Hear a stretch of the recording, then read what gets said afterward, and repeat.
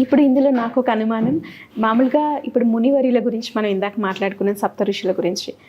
ఒకవేళ ఒక పురుషుడు ఒక స్త్రీ ఇద్దరు కూడా తాంత్రిక విద్యని నేర్చుకొని వాళ్ళిద్దరు కానీ పెళ్లి చేసుకుంటే ఎనర్జీ ఇంకేమైనా డబుల్ అవుతుందా, ఎలా ఉంటుంది? ఎనర్జీ అనేది ఎప్పుడు ఎటువంటిది అంటే తాంత్రిక ఎనర్జీ అనేది మనం చేసే ప్రతి పూజ తంత్రమే అని మీకు చెప్పున్నాను. తంత్రంలో ఎక్స్పర్ట్ అవ్వడం అనేది ఈజీ కాదు. ఎందుకంటే మన కోపం, లోభం, రకరకాల ఎమోషన్స్ ఉంటాయి మనిషికి. రకరకాల ఫుడ్ తింటూ ఉంటాం కదా, అన్ని రకాల ఎమోషన్స్ ఇద్దరికీ ఉంటాయి.